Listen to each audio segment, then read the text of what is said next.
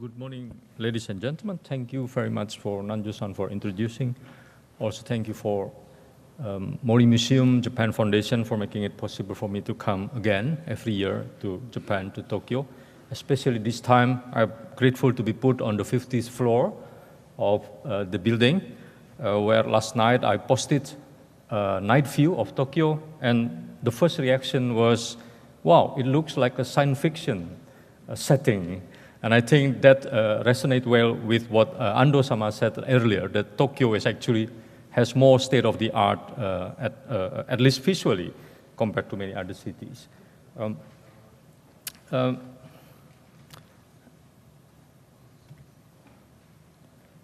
My talk is titled Creativity for Sustainable Urban Culture. First, I would like to start with some opening propositions. First of all, I would like to see innovation and creativity not just for the purpose of competition, but also for solidarity, at least for our collective survival and development in the future. Of course, behind this is our work and our thought about ecological survival. Secondly, sustainable urbanism could be the greatest challenge for our collective creativity and subsequent innovation, because, you know, as I think previous speakers have spoken about, urbanization is unstoppable and rising with higher rate, with contribution mainly from Southeast Asia and China. Billions of emerging middle class will perform their desire for production and consumption in cities. And I will be suggesting only a process, what I think is important to foster creativity and not at all efficient for the future. And then the third proposition is that art and culture are both ways to change, and at the same time, art and culture also need to change itself, because art and culture themselves, being under tremendous challenge to change in their modes of operation and use of tools, materials, and energy, have at the same time very important role to play to help the whole humanity to change their cities. And the last one, or actually the fourth one, is that the relationship between technology and the cities are problematic. I'm quoting from Saskia Sassen. In his recent tweet in Singapore, he said that future of cities is not all pretty. I don't mean to be pessimistic, but I think there are problems that we need to pay attention, while we become always excited and optimistic when we talk about technology and the future. First of all, Saskia's premise is that the rate of technological obsolescence is so fast, technologies have the potential to become at least a risk to the cities. What we build today might be obsolete tomorrow, and when, for example, if you build a building with the state-of-the-art technology, and then in 10 years, the state-of-the-art of technology is no longer applicable, the whole building will have to come down, and that's a risk to the city. She might be exaggerating a little bit, but I think there is a possibility of that. And that her second concern is that technology hacks the city and have the potentiality to de-urbanize the city. But for her, then the answer is the communities.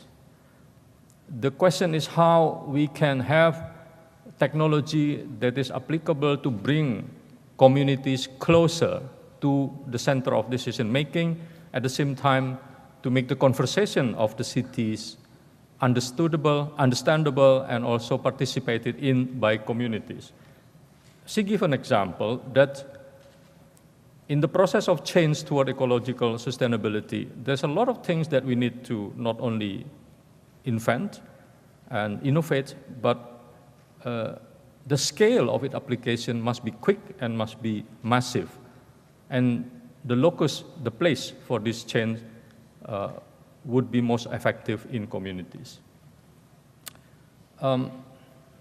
So with that note from Saskia Sassen, I think it is also very clear now the role of community is re-emerging and its position stronger as agents and intermediaries of change. And art seems to detect this very well, hence the flourishing of community art movements, because widespread democratic co-production of knowledge and habitus is unavoidable and at the same time desirable. The last quote is from Christian de Buckelaar and Nancy Duxbury that I found very recently, which kind of summarized the role of culture in transition to sustainability in quite a nice way. First, they think that culture and arts are important to rethink sustainability. The concept, the theories of sustainability, culture and arts should be participating in that discussion. And again, sustainability is a cultural way of life. You can have sustainability as part of culture. I think now we are really in the tension between scarcity and abundance, between life and lifestyle. I think beyond that, we might think about perhaps not about scarcity or abundance, but simply about mindful production and consumption. Perhaps not about life or lifestyle, but perhaps just life. And of course, sustainable art and culture is the basis for sustainable cultural industry. So we can't speak about cultural industry without talking about arts and culture. And if we talk about it and relate it to ecological sustainability, we should also think about sustainable cultural industries in terms of energy, materials, and other resources. And of course, culture itself is a way to change. At the same time, culture itself needs to change. I will pass this one very quickly. Now, our center actually refers this question. There are too much talk about what will we do to the city, I think also in this conference. But first of all, I think it is also important that art help us to ask the question, what does the city do to us? And I take this example of the works of my friend photographer Eric Prasetya, capturing very candidly on what city have done to people at the end of the day going home from office. Or laughing at itself, very different phases of people, kind of disarray of movements and chaos, as has been mentioned before. And because of the importance of arts and the city and in the process of change towards sustainable urbanism, we did, for example, organize a number of activities a few years ago.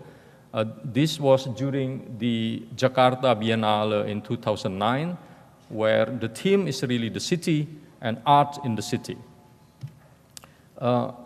People dancing on zebra cross when the traffic light red is on, and they move to other place when it is green. And they started from the bus. We were lucky that we got the permit from the city at the time. I don't think it might have some difficulty in Tokyo to get the permit of people dancing inside a public transport and also on the street. But that created a lot of excitement and awareness about the possibility of the urban spaces rather than being just a street. It is possible to make it a space as a playground. Also, poetry reading, dramatic reading of literature in open public spaces. Performance in a very difficult space of our city, Jakarta, the canal with very dirty water and making a lot of noise and awareness about water itself. And you know Jakarta has one problem, big problem is the water. But the program of Jakarta Biennale also engaged people, communities, through art and games like chess. The interesting thing about this picture is you see the layers of activities. You have fast-growing train behind, and you have people, of course, very slow in thinking about chess. You cannot move very fast in playing chess. But it works. This space, which was before dead, becomes alive. And I think from the last information, people still do use this space for playing chess, etc., at the same time having that very high-speed train passing through. But of course, then public art, or art in public space is nothing new. In many cultures, including ours in Bali, dances are always performed in public spaces. The other example I want to show you is the Smart City program that we did together with the Goethe Institute and the AEDES Architecture Museum in Berlin. At that time, it was 2012 and 2013. They started this program called Smart City. From the very beginning, we know that Smart City is backgrounded by the idea on using technology to make cities better. But we come out with rather different proposition. We say that smart city means smart people. So the idea is how to engage young, ordinary citizens to come out with smart ideas for their city with some degree of possibility of implementation or execution. So we organized a workshop called Smart City, the Next Generation. We received 25 proposals, but we admitted only 12 participants, or 16 selected, but 12 showed up. But we had 19 resource persons consisting of artists, really experts, and also community leaders that organize the do-it-yourself activities on the community level. We visited difficult places like this in Jakarta, talked to communities. Of course, there are always food with community. The picture of the person is Dietmar Lake. Dietmar Lake was working then for the AEDES Architecture Museum or Gallery. And then a few examples of the ideas that are produced from that activity. One is called Carnival Mobility. The idea is, you look at this, we always think that our working hours is from 8 to 5, but actually we leave our house perhaps in Jakarta 1.5 hours before, and we reach home 1.5 hours after working hours. So there is a kind of mobility time, which is a lot. If you combine it together, they amounted to 3 hours as compared to 9 hours of the real working time, or at least what is counted or paid as the working hours. And in the eyes of the workers, the mobility time is actually a working time, because sometimes it is even harder than the work itself to get into the jammed and crowded public transport. So the idea of this young person, 24 years old, I think, was how to change that difficult mobility time into something enjoyable. And then he observed this. Of course, people are very bored in public transport, but a lot of people are using that handle. So the idea is how to use this handle as a play tool. So the idea is to use that handle to modify the train, to change commuters' behavior. So use it, for example, for different things. In this case, to play music. What about if the handle in the train can be used to play music? Or you can also use it for puzzle, for interactive quiz card, or for reading card, or also for gym. You can use this as a gym tool when you give some weight to it.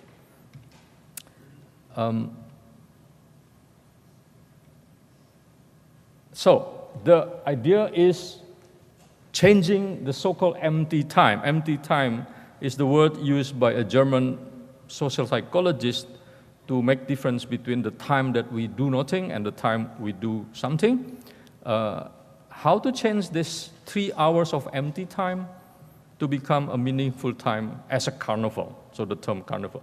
So coming out from the public transport colorful and playful and happy rather than being gray and unhappy. So that's one of the ideas. I think it is actually possible to do it. I would like to see very much if that can be sold to Tokyo, but of course not all cars in the train can be used for music, because I know that a lot of people like to be quiet in their train. The other idea is space sharing. The idea is, of course, what if we share space more so that there would be no need to have more space in total? This idea, again, is not new. If you know Airbnb, that encourage people to share space, You know, hotels and other accommodation are built to maximum peak season, but during season which do not have peak, actually 40%, 60% hotel rooms are empty, and it is a waste.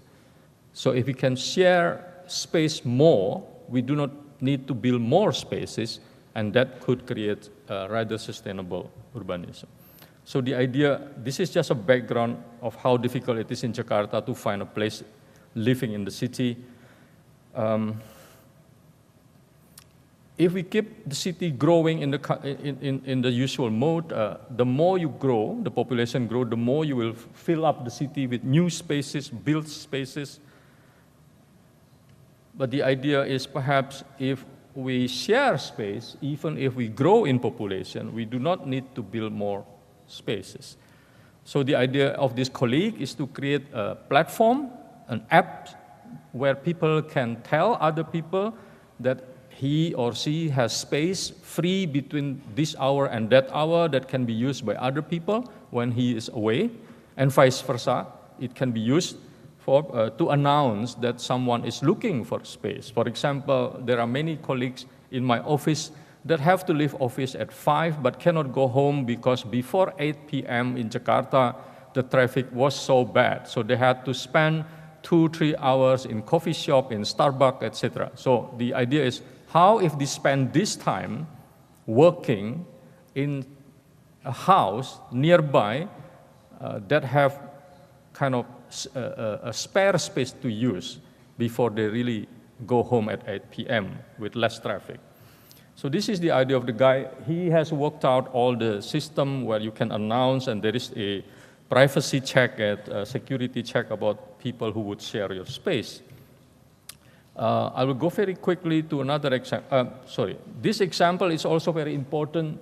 This idea, when you think about the disaster that are happening in the city more and more often, I think science told us that it is not that disasters are becoming more frequent, but it is that it is easier for us to know more about disasters. So apparently, disasters look more frequent, but actually not, only that we know more and better about it. The other idea is really, you know, if we can have everybody or majority of population use public transport, then you do not need much space for the cars. And the logic is, of course, very simple. It's everywhere, the logic of this, the logic of the public transport and the logic of the cars. You see the capacity. I think for Tokyo people, this is very simple. So if you could change the streets to be used more by public transport, then the street itself needs to be less, and then you can make most of the street space to become something like that. And it can be used for many activities, and this is important because I think in the years to come, as in the last report by the UN Environmental Program, is that cities need to change to decouple its growth from the resource use and from the environmental impact. And this has to do a lot with infrastructure, because infrastructure actually creates a system that traps our life. So if we are going to change our lifestyle, the infrastructure of the city needs to change as well. But the city of Jakarta is actually building more highways, elevated toll roads, rather than getting rid of highways. We are protesting against this, you know. But because the causes of traffic jam or bad public transport is not lack of street, but because of sprawl and thinning of inner city, dependence of car, and shortage of public transport. So that's why there is now a protest against it. It's me in the middle, in the city hall, protesting it with 4,000 signatures through change.org to ask for the cancellation of the toll road.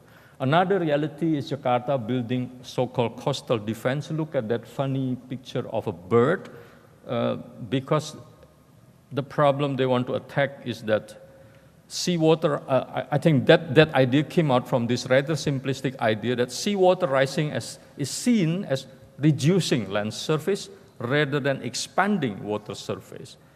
It is important to see both ways because actually both surfaces are actually livable.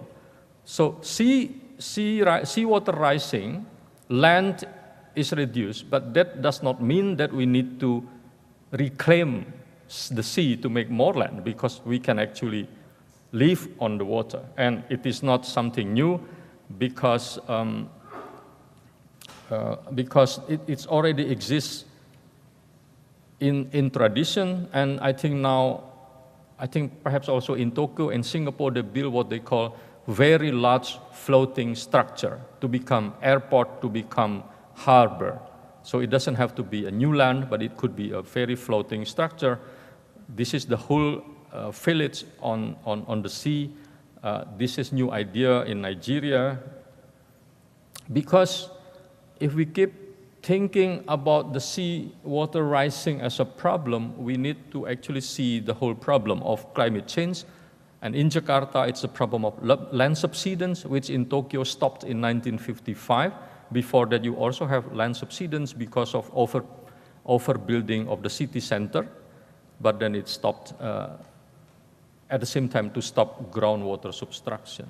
Also, the problem of the flood is caused by deforestation and overland coverage. So,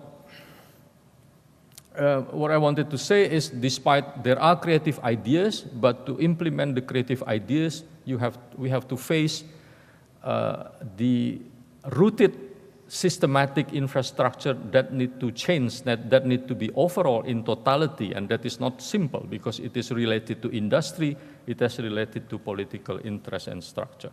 I will pass this, and this is another idea that try to solve the more fundamental problem of water in Jakarta, of flood. It's called 14% because Jakarta wanted to have 14% of its land surface to be green, meaning to be able to absorb water to reduce flood and others. So this young guy again has created this platform, an application where people can show off that they themselves has added a number of square meters of green space through the app, and then people can see, oh, then Jakarta has more additional green spaces because of this addition. And he can then invite people to think also about what its effect, that it will create more absorption of CO2, etc., and perhaps also reduce the flood possibility by absorbing more water into the ground. And the application can also be used to invite people to participate, to build the green space, to use the green space, etc. So the idea is, again, it is using technology, but a very simple use of technology, and the purpose is actually to encourage solidarity, to encourage ordinary citizens to get involved in city building. So that's what I want to emphasize. This I will pass.